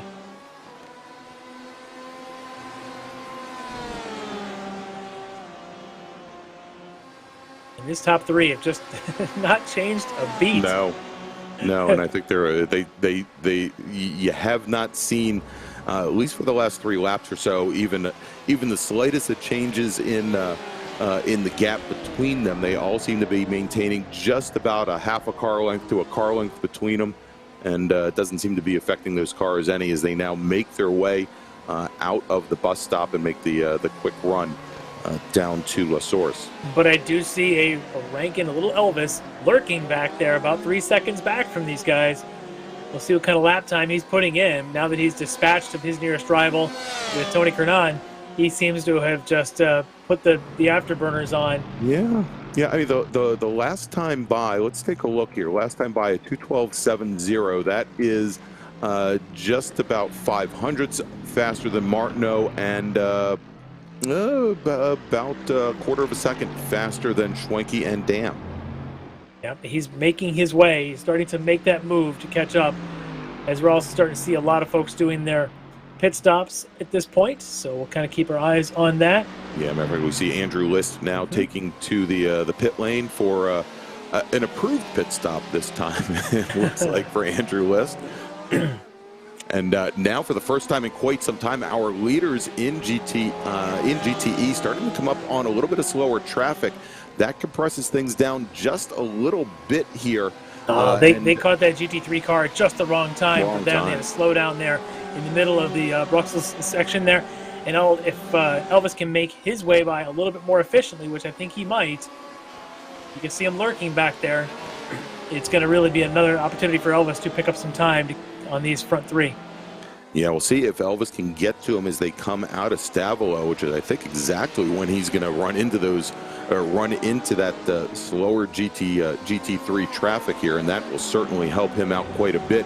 As we have one of our LMP2 cars, that is that should be Tyler. That's our Tyler standings Gomez, show is number 6 with leader. the cars at number 5 on it, but yeah. Yeah, that should be our leader overall, making his way past the leaders in GTE one more time. Relatively clean, but we'll see, does Elvis Rankin chip away, or did he also struggle with a little bit of the passing he's making and passing he's taking? And he was all this change of positions. The one who can do it the most efficiently is the one who can make up the room. But you can see Elvis just lurking back there. Yeah, he's managed to make his way past that GT3 traffic here, and has a clear run, at least for the time being. And I'm looking to see where Arthur Chan might be lurking at the moment here, because that may be a harbinger of things to come as he tries to make his way through this GTE battle. Of course, as you see there, our overall leader, Tyler Gilmet, in the number 6 machine, or probably the number 5 machine, has already made his way through, and I would suspect that number 50 Axon machine from Arthur Chan will be coming soon. Yeah, I suspect it will, as Arthur right now running 2nd overall, and we'll see if he can also get by this group efficiently as he's trying to chase down Tyler Guillemette. Tyler's got some great pace tonight, and he's been able to keep his nose clean, unlike what seems like the rest of the LMP2 field. Yeah. Lots of penalties dished out there. Tyler and I think Derek Holland, the only two that haven't had to serve any penalties tonight in that field. All right, we're watching Jeff Jacobs right now. He is currently running 5th in GT3 in his Mercedes, with David Payton right ahead of him in the number 64 machine. And I think here as they come out of the bus stop and make their way down to La Source, I think, Larry, the operative, the theme here that we've seen is that the Mercedes, besides having the torque jumping out of the corners, they just seem to be a little bit better set up for the most part than the Lamborghinis that have really seemed to struggle here this evening.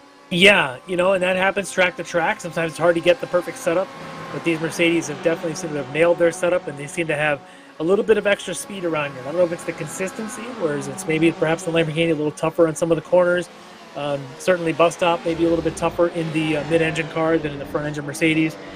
But also at the top at Lacombe, throwing a front-engine car through there is sometimes a little bit easier than the mid-engine stuff. All right, some cars hitting the pit lane right now. You can see David Payton in the number 64 machine, who we were following just a few moments ago in his Lamborghini. He has now made his way down the pit lane. He should be making his way back out. There he goes. He's on the long pit exit up to the top of Eau Rouge. And we'll rejoin over at La Source right ahead of, it looks like, possibly right in front of our leaders. Our leaders in GT3, or probably in GTE. As one of those 3 has decided to pit, as Dan and Martineau are still out there, and Elvis still trying to chase them down, but Schwenke did take to the pits.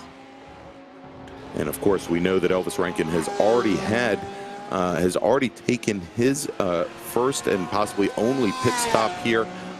Went in rather early, and you would suspect then when Martineau and Dam take to the pits, that will elevate Rankin back to the lead. And I guess then the question is if he's going to have the fuel to get to the end. Yeah, if he can make it to the end. If he can't make it to the end, he'll at least have a shorter pit stop, because they'll only have to take a small amount of fuel, whereas the other guys are going to stop and take a, potentially a little bit more. But we'll see where that does, because if Elvis can take this all the way up until the last couple laps and maybe then take a little splash and go, it could be even still an advantage to him to have done what he did. And right now, just a few seconds behind Dam and Martineau. Rankin putting in some pretty good laps.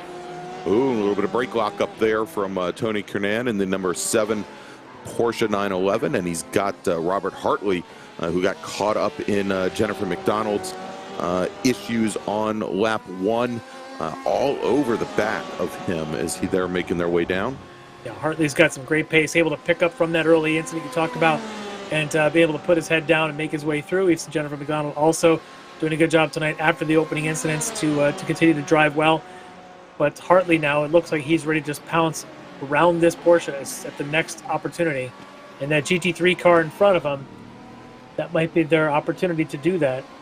Well, and there is Arthur Chan, who I said was certainly starting to make his way down, and right behind him are Dean Cox and Brandon Whitworth in the two. Mike Dam and Cameron Martineau in the 2 Porsches. Our 2 leaders currently in GTE. And they have opened up a little bit of gap. It's now up to 5 seconds over Elvis Rankin. So I'm wondering if Elvis might be doing a little bit of fuel saving at this point. You can see his lap times there, either fuel saving or maybe he's struggling a little bit with some of the lapping traffic here. But 5 seconds back is not where Rankin wants to be, with a little about 23 minutes left to go in the race. Although I'll tell you, he's running comparable lap times to our leaders. Last time by, Rankin ran a 2:12.44. That was only 0.03 of a second off of Martineau, and about 0.06 of a second off of Mike Dam. So very. Yeah, I think on overall fastest laps they're close. But I think his last time by was about a 2:15 for Rankin. So he did lose a little bit. But again, I don't know if that's just a traffic 1-lap incident. Yeah. We'll check and see his next time by, or if he potentially is seeing that he might be able to make it if he saves fuel. So he'll get that 40-second, 35-second buffer when the other guys do have to come in for fuel. Right. If he can just save a little bit, make it to the end without another stop, that'd be impressive if he can pull it off.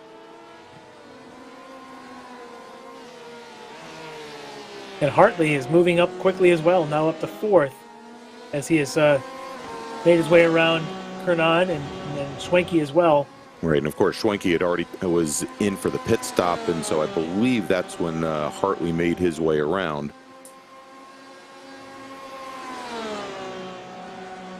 As our leader overall, Tyler Gilmet has now made his way into the pits. We'll have to see how this plays out with his stop relative to Arthur Chan and Dean Cox behind him. Because he was pulling away. He made about 4 or 5 seconds advantage over Chan over the last couple of laps. Yeah, and so now as Arthur Chan makes his way, and now Chan coming into the pits as well, mirroring our leader. I was going to say as that is Dean Cox. Chan came down and continued on. He would take over the lead, but that is going to move Dean Cox. Yep. Now, Dean Cox, as you said, coming down the pit lane as well. So our top 3 cars in LMP2 all take to the pits. Tyler Gilmet now back underway. Also in this pits was your leader in GTE, Mike Dam. He's in for his stop. So we're going to keep our eye on Martineau, who did not stop. Martineau choosing to run another lap around here instead of staying in tow with Mike Dam. Rankin now catching Martineau pretty quickly, as he's already made up about a second. He was 5 back, and now he's only about 4. Yeah, and that time by about a half a second faster than Cameron Martineau on, you would suspect, a little bit heavier fuel load than what Martineau has right now. Potentially a little bit, and Martineau was running in Dam's draft. We'll see what kind of pace Martineau has by himself.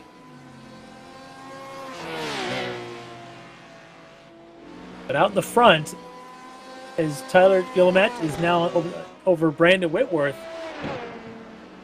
As Whitworth did not stop there, so Whitworth now just 10 seconds back. Chan and Cox, 20 and 25 seconds back. They're just going to have to do it on pace at this point. That's a tall order to catch Tyler Gilmet, who's been really flying tonight and staying clean.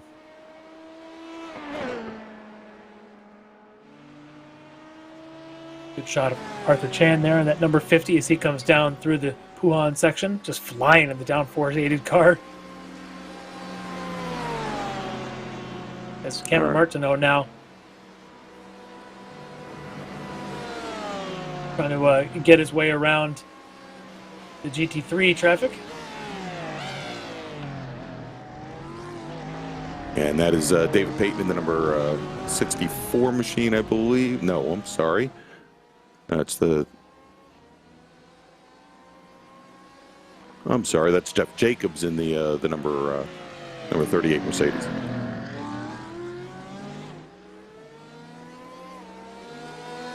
Martineau now going to make his way to the pits, so we'll see where he comes out.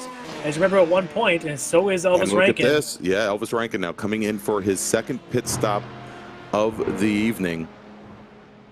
We'll see what this does. But that should put your leader now will be Hartley, assuming he doesn't come into the pits right now. Looks like he did not. But looking at the Mike Dam and Travis Schwenke, Schwenke came out of the pits in front of Mike Dam by several seconds. So not sure if Dam had some troubles in the pits. But that might have been just enough troubles that if Rankin here can get a good, efficient pit stop, he might be awfully close to his rival.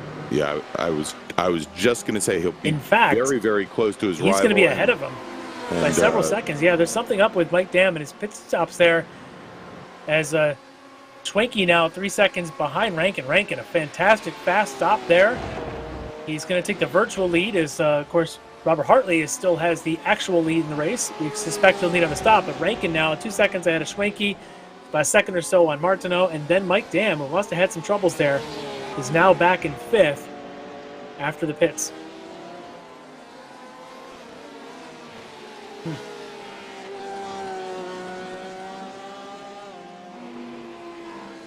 Elvis Rankin, again, very efficient fuel stops. I suspect he practices those.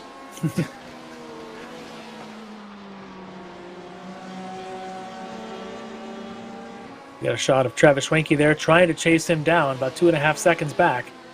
Cameron Martineau, who had the lead for a moment, is now taking a stop. He's going to try and get his way around Schwenke. He spent, about the first 2/3 of this race looking at the back of that C8 Corvette. And that's right where he finds himself now, as he's got Derek Holland in the LMP2 coming up behind him quick. Very quick, as you can see the closing speed. Holland here. A great shot on board at the closing speed of the LMP2. As Schwenke had better make sure he knows there's going to be one there, and he does. Moves over slightly. Gosh, the speed of that car. Yeah, that's ungodly there. Yeah, they are a lot of fun. I've been driving the LMP2s quite a bit lately, and they are not as hard as you think. And of course, you can crank the traction control up and make it really easy to drive. But they are definitely fast and speeds up your reaction times quite a bit if you get used to something like that. Considering I normally run like a spec Ford, which is tops out about 110 miles an hour some days. Your leader right now, Tyler Gillimet, you can see him there. Is the number 6 is on it. Of course, our leaderboard is the number 5, but that's him. Wow! No. Whoa! And car that's off. Cameron Martineau. Yes. And Oh, look that's at this. That's unfortunate, yeah, because he was running up there in the top 2, top 3 for all this race. Even had the lead for a couple laps and pit exchanges and got himself side by side. Let's see if we can catch a replay on that here in a minute. But trying to get around a GT3 car at the top of the Radion is probably not advised, but he tried. Little contact sent him left. So we'll see if we catch a replay on that in a minute. But meanwhile, that's going to move Mike Dam up another spot. So it's Rankin and then Schwenke and then Dam. Dam's got a lot of work to do. 6.5 seconds back behind Rankin. All right, let's take a look. Yeah, here comes the replay. We'll see what happens with Mr. Martineau as he comes up through Eau Rouge. And he comes up on some slower traffic. Mm-hmm. Yeah, just caught him into the rear. And just caught him too quickly. I don't know if there was actual contact or if he just put the car sideways across that high curbing there at the crest of Radion. Either way, that puts him into the tire barrier and out of this race. But Schwenke is losing ground to Rankin. And Mike Dam is going to have to work hard. Mike Dam might be able to get himself into second. Still about 15 minutes to go in this race. But Rankin right now looking good for a long part of this race, sitting back in 4th place. very fast pit stops, put himself up into the lead here in GTE. Although that last time by, Rankin with a 2:34 lap time, definitely off the pace. I'm not sure what that's about. Yeah, I don't know if that was still from his pit stop, perhaps. Yeah, possibly. Yeah, that's got to be, I think, because he was one of the late stoppers there. But we'll get a good gauge on the lap times here as comes by on a flyer. As you've got Andrew List trying to make his way past Schwenke going into the source here with Mike Dam. And we've got Mike. I was going to say, we've got Dam and Hartley in very close proximity to Travis Schwenke as they come out of List's source. Yeah, Dam now can really smell the back of Schwenke's car as they come up here through Eau Rouge Radion. And he's got a little bit of a draft. Mike Dam, he's got a little bit of a draft from a GT3 that he can use to his advantage as they come down the Camel Straight. And he does. And then right behind him, not too far, it looks like Hartley. Yeah, Hartley's right back behind him, not all that far. We had sitting right in between him, we had Chris Thorman in the number 60 Lamborghini, and they're going to dispatch with him here, I believe, as they start to make their way down into Bruxelles. Yeah, and Dam has caught Schwenke. Schwenke a little bit of trouble there, turning in at the end of the Camel straightaway. Picked up a little bit of dirt on one of those apexes, and all they did was put Mike Dam right on his tail with Hartley right there. So now these three fighting for second are all within about a second of each other. Not that easy to pass here. You do have to set up, get a good run off some of these corners to do it. And this stretch here, coming down through the Puhan into the compass section, not a great passing zone. A lot of fun to drive going through these fast. It's almost like a chicane, but just extremely fast S's. But this is the point where Dam needs to get a run right here off Stavelow's tight right-hander and get a run through Blanchimont. The Corvette's got legs, though, I tell you that. Yeah, it does. The Porsche never known as the high horsepower in this GTE field. Probably the best brakes in the field, handles well, but not always the best top-end power. The Corvette showing its Bowling Green, Kentucky horsepower right now coming into the bus stop. Yeah, and also a lot of, and there you go. Look at this as he tries to come down underneath the Corvette going into the bus stop, and late on the brakes with a lockup. Yeah, Schwenke struggling on the brakes, struggled there. He struggled at the top of the hill going into the Lacombe section. He's really struggling, and Mike Dam knows he's got to pounce because he's also got Hartley, who's got all kinds of pace right behind him. Schwenke is just a sitting duck with Dam and Hartley behind him. And they're teammates, but at some point, team orders go out the window. And the only one liking this is Elvis Rankin, who's gone from having a 2.5-second lead to having a 6.5-second lead now as these three are fighting it out. With just about 10 minutes left to go in this 75-minute race. Yeah, exactly. Just at exactly the right time for Elvis Rankin. And he can perhaps sit back, maybe save a little bit of fuel as well if he's under, if he thinks that he might be cutting it close to the finish there with that margin. Yeah, and that's a good thing, too, to have that kind of advantage. When you're marginal on fuel, you do want to be able to just, if you can, just kind of, coast a little bit going into the braking zone. Seems to be about the best way in the sim to save a little bit of fuel. And if you could do that, you get 6 seconds of buffer over the next 10 minutes. You can certainly save some fuel if you need to.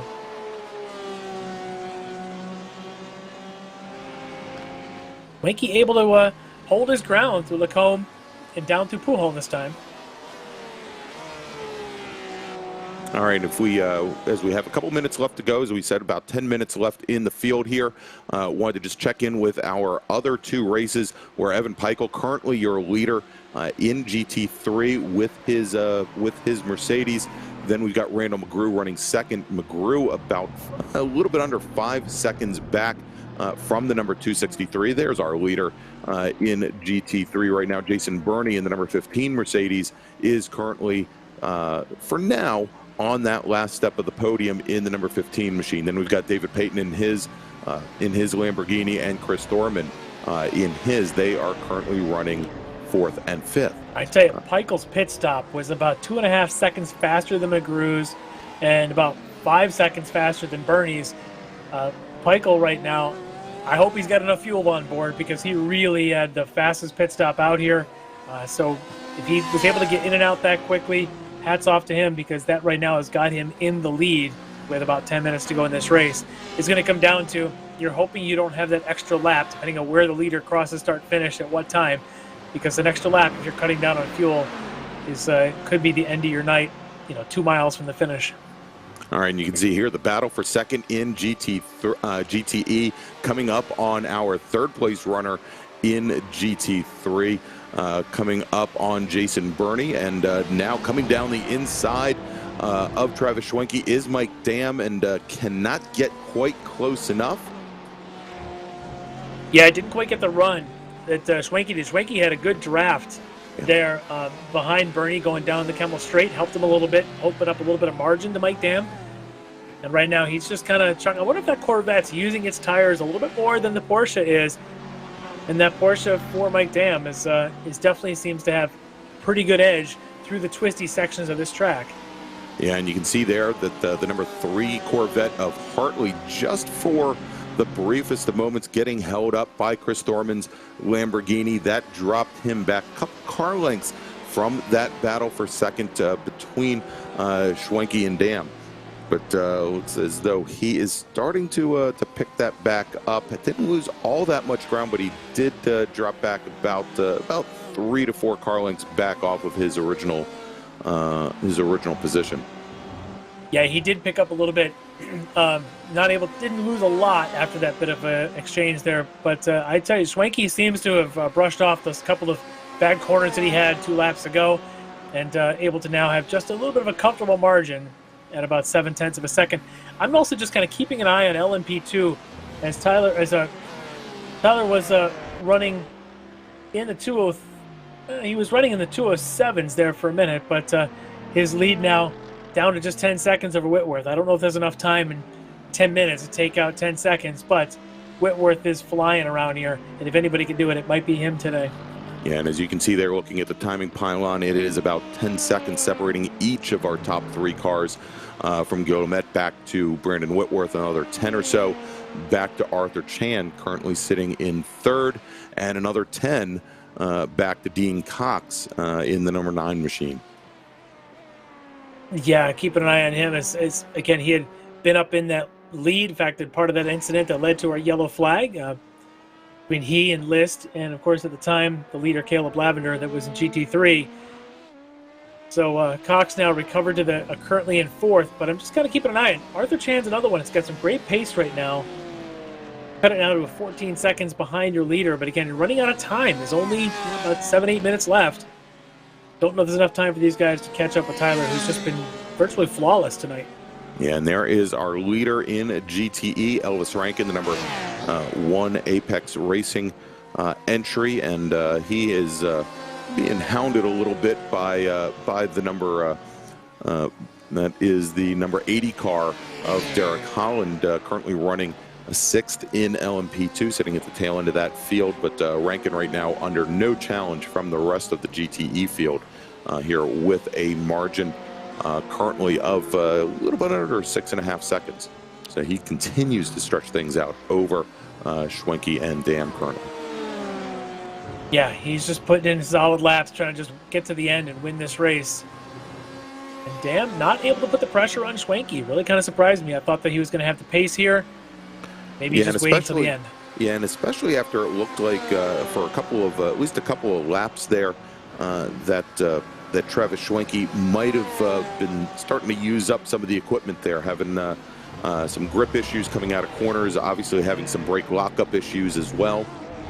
But at least it looks as though he's been able to cool things down just a little bit here as they move on here with just now a little bit under 5 minutes to go here in our 75-minute race. Well, now he's going to be catching a GT3 car coming through the Eau Rouge Raidillon complex, and that could spell some trouble if he has to hold up behind him. And it looks like he's going to, so he's going to have to wait to make the pass till they get to the top of the hill, which is going to give Mike Dam a heck of a run going down the Kemmel Straight. Here it is. To close things down as they come down, and now having to make a quick move to the outside, and there you go, Mike Dam right underneath the back of that Chevy Corvette, and as they make the run down the Kemmel Straight over towards Lacombe, Does Dam try to come up the inside? Not quite close enough to do it there, as they now make their way down the hill over towards Bruxelles over at turn 10. And this is again where the track just drops away from you here, and struggling for grip as they round the corner and make the run down towards Puhan. I was really surprised that Mike Dam didn't poke out there and try to take the advantage at the end of the Lacombe stretch. He seemed to be very patient, just sort of waiting behind. I'm wondering if he's either being nice to his teammate and waiting for a bigger mistake, or perhaps just waiting to pounce, because he's going to run out of opportunities now with probably only about 2 laps to go. That was one of his better opportunities if he was going to take it.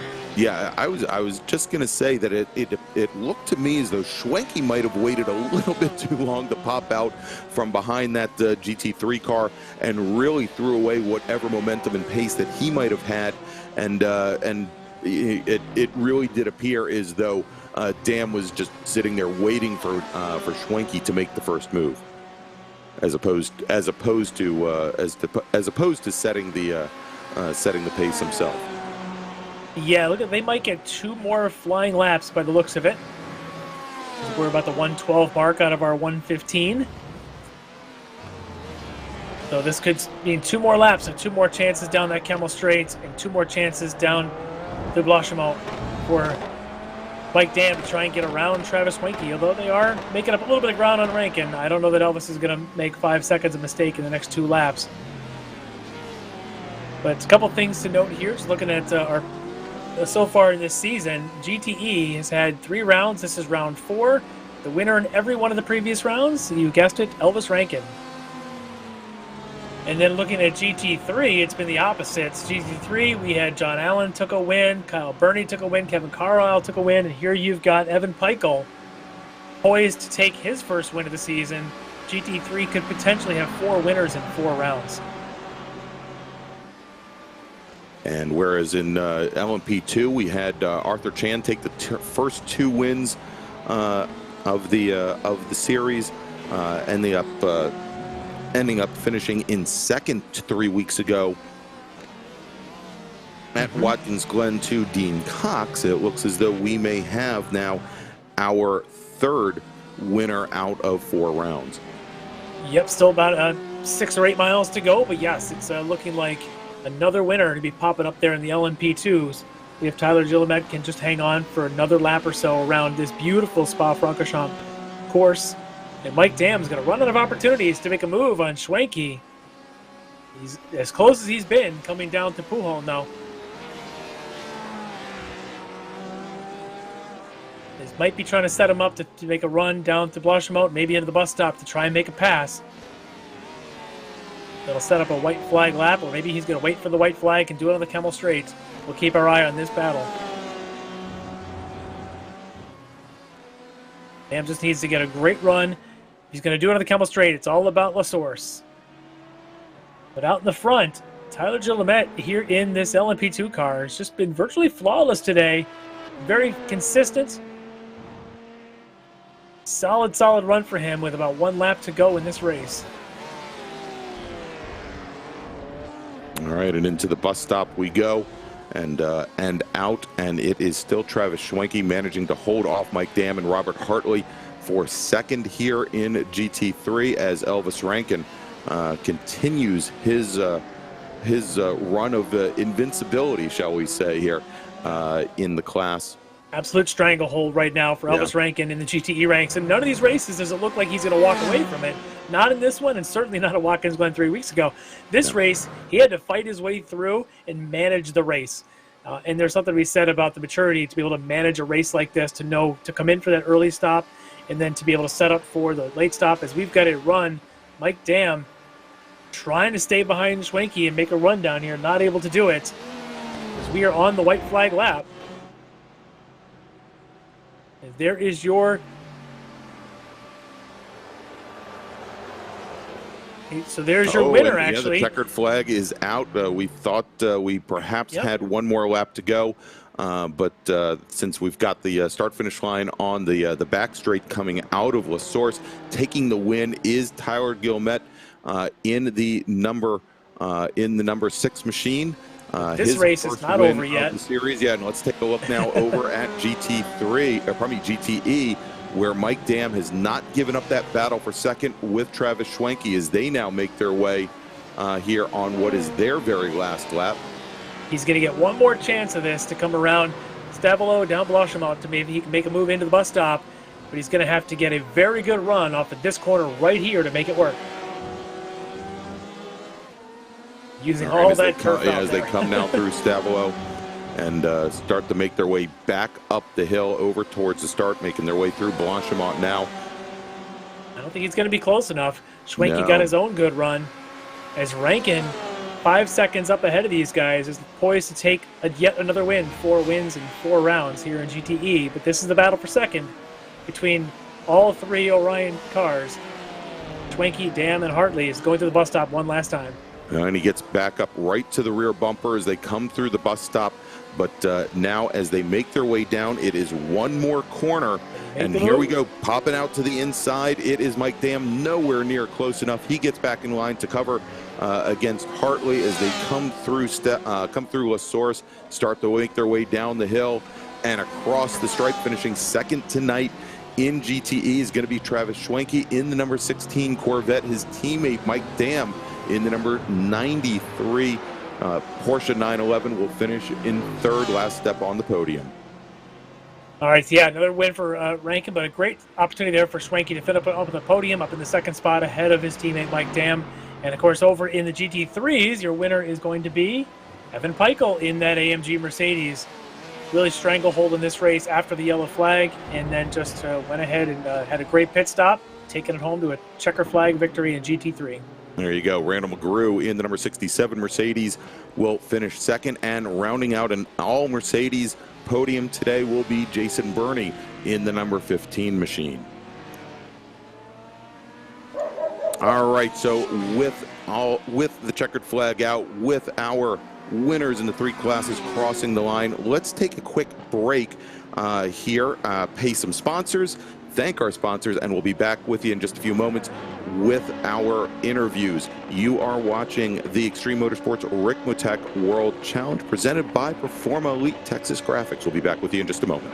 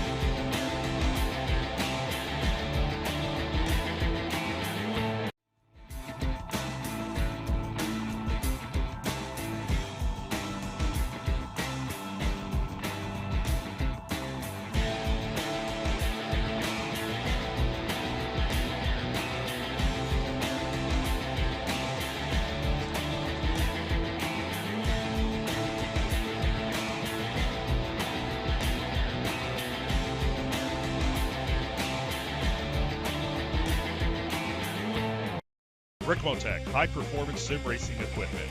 There's only one place to go, Ricmotech.com. And we're back at Spa-Francorchamps for the Extreme Motorsports Ricmotech World Challenge presented by Performa Elite Texas Graphics.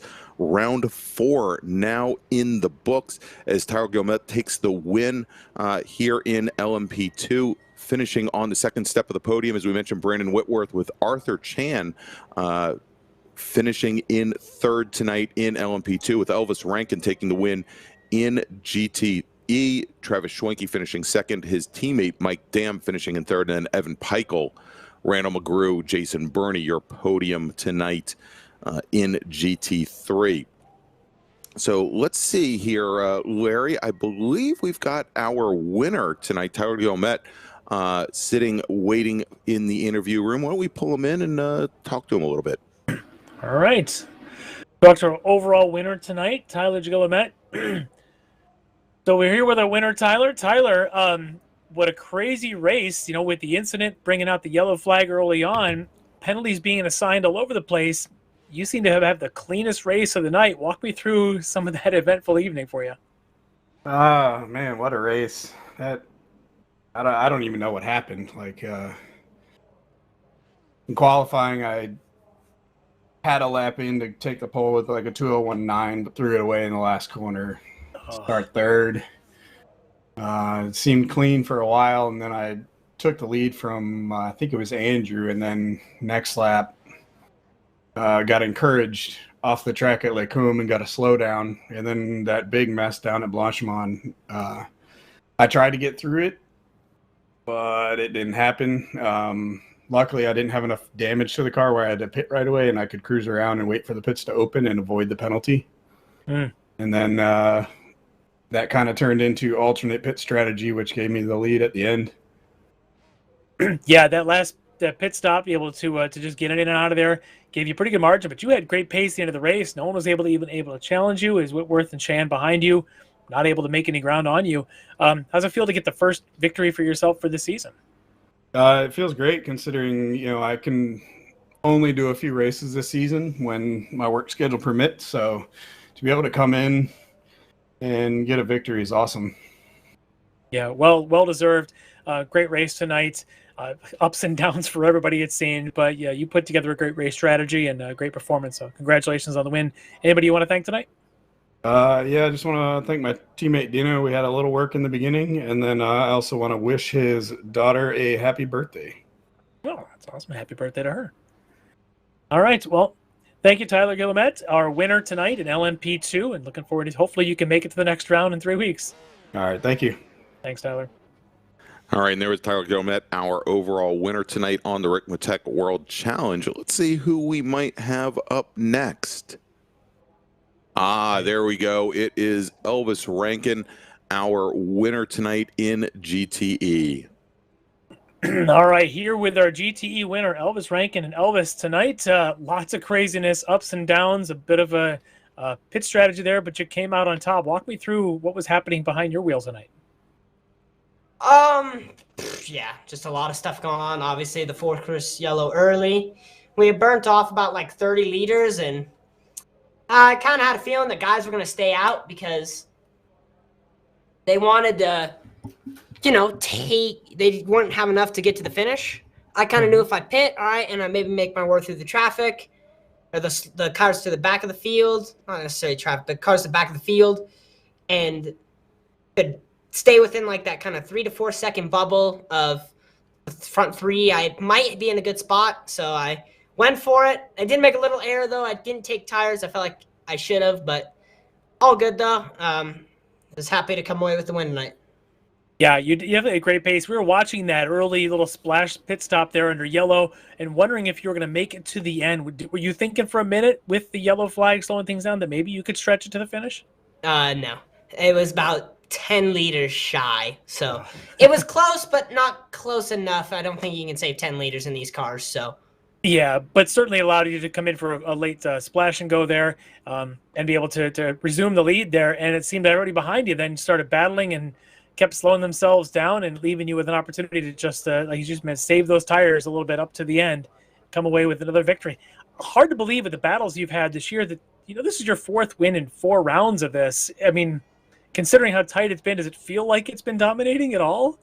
Absolutely not. Like I said, the second and the third race, pen paper, start one, finish one, but the story from that inside is much different. This one, I'd say, is probably like the most in control I felt all season, probably besides Daytona. So, yeah, I think it was a good race. Yeah, I gotta just say it, man. Congrats to Evan Peichel. I saw him in the lead at GT3. I know how hard he works, good friend of mine, and just a big congrats to him. Yeah, I'm looking forward to talking to him well in a minute. In fact, he'll be up when you're done in here as we see him in our staging area, getting a win there in GT3. But it's good to see folks getting new wins, but also it's good to see somebody with the success that you're having to manage a race like this tonight and getting those tires to the end, having that idea to come in for that splash early. It was a well-managed race for you tonight, Elvis. So congratulations on another victory. Who do you want to thank tonight? Yeah, for sure. First off, gotta thank the most people for today first. As we know, all of our sponsors, but today I want to thank John Robertson and Bobby Childs. One of them is the painter for Apex Racing Team, and the other is the kind of paint programmer for the league. So big thank you to them, first off. I think without them doing the efforts and going beyond what they did today, we wouldn't have an amazing Apex Racing Team livery on the car today. So big thank you to them. I want to thank Apex Racing Team, Alex, just for believing in me. And yeah, I'm definitely the first 3 races for the team, the first 3 wins. So very, very happy. Our team sponsors, thank you so much to VRS, Sinister PCs, Apex Racing Academy, Apex Racing TV. You guys put on an amazing broadcast for us to all watch back at home. And yeah, gotta thank my mom, my dad, my grandma, my grandpa, and Mark at HPP, those guys for just supporting me. And yeah, big thank you to those guys. And also SDK, I almost forgot them. Still getting used to the new sponsors for everybody. So got to make sure we get everybody in, though. Without all these guys, we would not have the success that we're having. So thank you to all of those guys. And then, of course, the league. So Rick for owning Extreme, Kevin, Jeff, Ryan for adminning the series. Thank you to those guys. Frank at Ricmotech. Thank you to them. Yeah, this is awesome. Thank you guys so much. Well, thank you, and appreciate all the good words, and I'm sure your whole team appreciates their getting their due, as they definitely work as hard as you do as well. And victories don't come easy; they don't come alone. So, congratulations on another victory, and we're looking forward to seeing you in next week's round. Yeah, thank you. Thanks, Elvis. Yep. All right, with that, we'll get. I'm sorry, Larry. I was going to say there is Elvis Rankin, our winner 4 weeks in a row here on the Ricmotech World Challenge in GTE, representing the Apex Racing team. So next up, Larry, let's talk to Evan Peichel. He was our winner tonight in GT3. Yeah, and I'm excited to talk to our GT3 winner, getting his first win of the season here in GT3. Evan Peichel, congratulations, and how you feeling about that victory? Thank you. It was an interesting one. I think it would have been a lot more of a battle if John Lavender didn't get wrecked out. I don't actually know exactly what happened to him, but that was unfortunate. But once that happened, and after we went back green, I just decided to stay behind Randall McGrew, save my tires, and save my fuel, and it ended up working out. Yeah, we were looking at the pit stops times, and you were about 2.5 seconds faster than anybody else's pit stop, and clearly coming out by that margin and then some over Randall. And at that point, it seemed like you just turned your mirrors down and just went on to another pace, another level. I mean, I guess were you able to really save? Like, what's that strategy of executing it to try and save fuel behind Randall for that first 2/3 of the race? Well, I knew I was faster than him based off of practice, and I was making small mistakes and catching back up to him, but it was a good race. He was clean and stuff. I bumped him twice on the rear, but so I was just kind of lifting off and then on the straight a little bit and catching him a lot through the corners, and it worked. I saved a lot of fuel like that. And then after the pit stop, I decided to save even more fuel because I didn't think I was going to make it around to get back to the line.